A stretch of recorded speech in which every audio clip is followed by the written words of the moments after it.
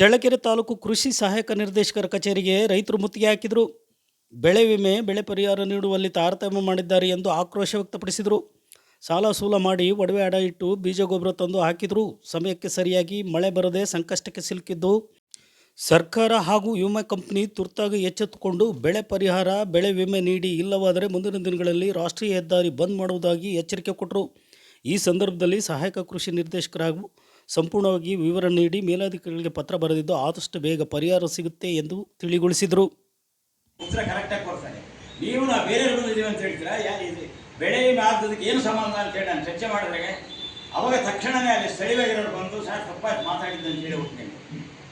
ಅದು ಹೋದ ವರ್ಷದ್ದು 25-26ನೇ ಸಾಲಿಂದು ಬೆಳೆ ವಿಮೆ, ಬೆಳೆ ಪರಿಹಾರ ಸೂಕ್ತವಾಗಿ ಬಿದ್ದಿಲ್ಲ, ಭಾಳ ತಾರತಮ್ಯ ಆಗಿದೆ ಅಂತ ರೈತರೆಲ್ಲರೂ ಕೂಡ ಗೊಂದಲಮಯ ಆಗಿದೆ.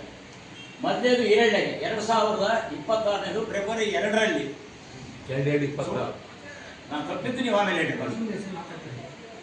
ಫೆಬ್ರವರಿಯಲ್ಲಿ ಸುಮಾರು 50-60ರಿಂದ ಜನಕ್ಕೆ 2 ಲಕ್ಷ, 3 ಲಕ್ಷ, 5 ಲಕ್ಷ, 3 ಲಕ್ಷ, 1.5 ಲಕ್ಷ, 20 ಹಿಂಗೆಲ್ಲ ಬೆಳೆ ವಿಮೆ ಬಿದ್ದಿದೆ.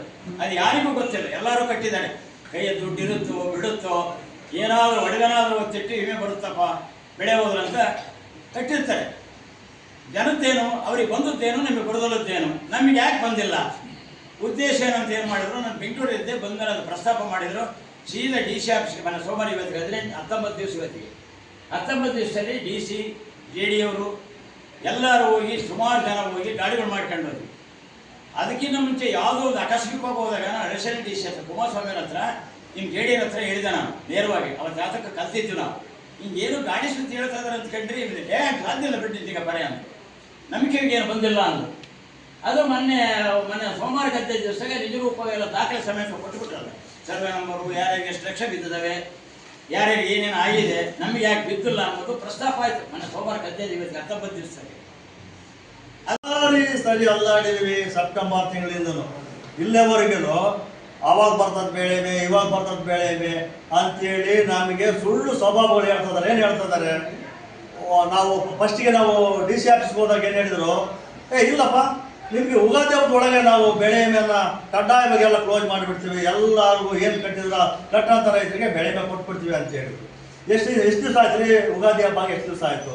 ಉಗಾದಿ ಹಬ್ಬ ಆಗಿ 2 ತಿಂಗಳಾದ್ರೂ ನಾವು ಕಚೇರಿಗಳು ಅಲ್ಲಾಡ್ಬೇಕಾದ್ರೆ ನಾವು ಹಳ್ಳಿಯಿಂದ ಇಲ್ಲಿ ಬರ್ಬೇಕಾದ್ರೆ ಫಸ್ಟು ನಾವು ಬದುಕ್ಬಿಟ್ಟು ಬಾಳ್ಬಿಟ್ಟು ನಾವು ಯಾತಕ್ಕಾಗಿ ಇಲ್ಲಿ ಬರಬೇಕು, ಕಟ್ಟಕ್ಕೆ ಏನು ಕಟ್ಟೋದು ಏನು ಗಡು ಕೊಟ್ಟೋದ್ರೆ ಕಟ್ಟಬೇಕಾದ್ರೆ ಜೂನ್ ಜುಲೈ ನೋಡಪ್ಪ ಎಲ್ಲ ಬೆಳೆ ವಿಮೆಯನ್ನು ಕಟ್ಟಬೇಕು ಅಂತ ಹೇಳಿದ್ರು. ನಾವೇನು ಮಾಡಿದ್ದೀವಿ, ಆಗಲೇ ಬ್ಯಾಂಕ್ನಾಗೆ ಬೆಳೆ ಸಾಲ ಮಾಡಿ ಕೇಳಿದ್ದೀವಿ, ಬಂಗಾರ ಸಾಲ ಏನೋ ನಮ್ಮ ಮೆಣಸಿಗೆ ಹೋಗಿದ್ದು ಬಂಗಾರ ಕೂಡ ಅಡ ಇಟ್ಟಿದ್ದೀವಿ. ಈಗಾಗಲೇ ಈ ನಮ್ಮ ಅಂತರ ಕೈ ಸಾಲ ಮಾಡ್ಕೊಂಡಿದ್ದೀವಿ. ಅವನ್ನೆಲ್ಲ ಮಾಡ್ಕೊಂಡ್ಬಿಟ್ಟು ಆ ಬೆಳೆ ಕಟ್ಟ ಟೈಮ್ ಬಂದಾಗ ಯಾರಾದ್ರೂ ನಮ್ಮ ಹತ್ರ ಹಿಂದಿದ್ರು ಸಾಲ ಮಾಡ್ಕೊಂಡು ಕಟ್ಟಿದೀವಲ್ರಿ, ಕಟ್ಟಿದ ದುಡ್ಡನ್ನು ನಮಗೆ ಕೊಡ್ರಿ ಅಂತ ಕೇಳಿದರೆ ಸುಳ್ಳು ಸ್ವಭಾವಗಳು. 15ಕ್ಕೆ ಹಾಕ್ತೇವೆ, 20ಕ್ಕೆ ಹಾಕ್ತೇವೆ, 1ಕ್ಕೆ ಹಾಕ್ತೇವೆ, 2ಕ್ಕೆ ಮೊನ್ನೆ ಇನಿಷಿಯೇಟ್ ಆಗಿದೆ. ಅಂದರೆ ಯಾವ್ಯಾವುದು ಹೆಸರು ಉದ್ದು ಅಳಸಂದೆಲ್ಲ ಪೂರ್ವ ಮುಂಗಾರಲ್ಲಿ ಏನು ಬೆಳೀತಾರೆ ಅವ್ರದ್ದಾಗಿದೆ. ಈ ಮುಂಗಾರು ಹಂಗಾಮು ಶೇಂಗಾ ಆಗಿರ್ಬೋದು, ರಾಗಿ ಆಗಿರ್ಬೋದು, ಜೋಳ, ಮುಸ್ಲಿಂ ಜೋಳ ಆಗಿರ್ಬೋದು, ಅಥವಾ ಈರುಳ್ಳಿ ಎಲ್ಲ ಬೆಳೆಗಳು ಮುಂಗಾರು ಹಂಗಾಮು ಡೇಟಾ ಕನ್ಸಿಡರೇಟ್ ಆಗ್ತದೆ. ನಾನು ಕೂಡ ಮಾಹಿತಿ ನಮ್ಮ JD ಅವರು ಕೂಡ ಎಲ್ಲ ಕೇಳಿದಾಗ JD ಅವರು ಕೂಡ ನಾನು ಕೇಳ್ಕೊಂಡಿದ್ದೀನಿ. ಹಾಗೆ ನಮ್ಮ ಕೇಂದ್ರ ಕಚೇರಿ ಕೂಡ ರೈತರು ಒತ್ತಡ ತರದಲ್ಲಿ ಅವ್ರಿಗೂ ಫೋನ್ ಮಾಡಿದ್ದೀನಿ. ಸೊ ಅಲ್ಲಿಂದ ಅಡಿಗೆ ಬಂದಂಥ ಓರಲ್ ಇನ್ಸ್ಟ್ರಕ್ಷನ್ ಇದೆ. ಸೊ ನಮ್ಮ ಕಡೆಯಿಂದ ಡೇಟಾ ಕಲೆಕ್ಟ್ ಇನ್ನೂ ಎಲ್ಲ ಡಿಸ್ಟಿಕ್ ಇದೆ, ರಾಜ್ಯದ್ದು ಆಗಬೇಕು. ಯಾಕಂದರೆ ಈಗ ನಮ್ಮ ಪ್ರಶ್ನೆ ಒಂದಿರ್ತದೆ, ನಾನು ಕಟ್ಟಿದ್ದು ಡೆಡ್ ಲೈನ್ ಇರುತ್ತೆ, ಕೊಡೋದಕ್ಕೆ ಡೆಡ್ ಲೈನ್ ಇರಲ್ಲ ಅಂತ ಖಂಡಿತ ಒಪ್ಕೋತೀವಿ. ನೀವು ಕಟ್ಟಬೇಕಾದ್ರೆ ಇನ್ಶೂರೆನ್ಸ್ ಸಂಸ್ಥೆ ನಿಮ್ಮ ಬ್ಯಾಂಕ್ ಖಾತೆ ಅಷ್ಟೇ ಇರುತ್ತೆ. ಬ್ಯಾಂಕ್ ಕಟ್ಬಿಟ್ರೆ ಇಮಿಡಿಯೇಟ್ ಟ್ರಾನ್ಸ್ಫರ್ ಆಗ್ಬಿಡುತ್ತೆ ಅಮೌಂಟ್. ಬಟ್ ಅಲ್ಲಿ ಇನ್ಶೂರೆನ್ಸ್ ಕೊಡಬೇಕಾದ್ರೆ ಹಲವಾರು ಡೇಟಾಗಳನ್ನ ನೋಡಿ ಸುಮ್ಮನೆ ಕೊಡೋಕ್ಕಾಗಲ್ಲ. ಒಂದು ಪಂಚಾಯತ್ಗೆ 1 ಲಕ್ಷ ಜಾಸ್ತಿ ಕೊಟ್ಟಿದ್ದಾರೆ, ಅದೇ ಕಂಪ್ಲೇಂಟ್ ಬರ್ತದೆ. ಒಂದು ಪಂಚಾಯತಿಗೆ ಇಲ್ಲಾದರೂ ಕಂಪ್ಲೇಂಟ್ ಬರ್ತದೆ. ಹಾಗಾಗಿ ಅಧಿಕೃತವಾಗಿ ಆ ಮಾಹಿತಿನ ಕೂಡ ಮಾಡಬೇಕಾದ್ರೆ ಅದಕ್ಕೆ ಸಮಯ ತಗೋದು. ಆ ಸಮಯ ತಗೊಂಡಿರೋದಕ್ಕೆ ನಾವು ಇನ್ನೂ ವೇಟ್ ಮಾಡ್ತಾ ಇದ್ದೀವಿ. ತಾವೇನು ಹೇಳಿದಂಗೆ 15 ದಿನ, ತಿಂಗಳು ಡೆಫಿನೆಟ್ಲಿ ತಾವು ಬಂದಾಗ ಒಂದು ಭರವಸೆ, ಸುಳ್ಳು ಭರವಸೆ ಅಲ್ಲ, ಅದು ನಾವು ಕೇಳಿಕೊಂಡು ಆಗುತ್ತೆ ಅನ್ನೋ ಭರವಸೆಲ್ಲ ಕೊಡ್ತಾ ಇರ್ತೀವಿ. ಅದು ಬಂದೇ ಬರುತ್ತೆ. ಏನು ಬರುತ್ತೆ, ಆ ಮಾಹಿತಿ ಬರ್ತದೆ. ಯಾವ ಪಂಚಾಯತಿಗೆ ಎಷ್ಟು ಅನ್ನೋದು ಘಟಕ, ಇನ್ಶೂರೆನ್ಸ್ ಘಟಕ, ಶೇಂಗಾ ಬೆಳೆ ಗ್ರಾಮ ಪಂಚಾಯತಿಯವರು ಘಟಕ ಬೆಳೆ. ಸೊ ಅದರದ್ದು ಮಾಹಿತಿ ಬರ್ತದೆ. ಮಾಹಿತಿ ಬಂದ ತಕ್ಷಣ ನಾನೇ ಖುದ್ದಾಗಿ ಮಾಧ್ಯಮ ಮಿತ್ರರಿಗೆ ತಿಳಿಸೋದು, ಮತ್ತು ಪಂಚಾಯತಿಯವರು ಅದನ್ನು ಡಿಸ್ಪ್ಲೇ ಮಾಡಿಸೋ ಕೆಲಸನ ಮಾಡ್ತೀವಿ. ಅದು ಬರೋವರೆಗೂ ನಮ್ಮಿಂದ ಬರುತ್ತೆ ಅನ್ನೋದು. ಯಾಕೆ ನಾವು ಪತ್ರನೂ ಬರ್ದಿದ್ದೀವಿ, ನಮ್ಮ ರೈತ ಮುಖಂಡರೆಲ್ಲ ಮೊನ್ನೆ ಉಪವಾಸ ಸತ್ಯಾಗ್ರಹ ಮಾಡಿದ್ದು ಮೆಮೊರಂಡಮ್ ಕೊಟ್ಟರು, ಅದನ್ನು ಕೂಡ ನಾವು ಕಳಿಸ್ಕೊಟ್ಟಿದ್ದೀವಿ.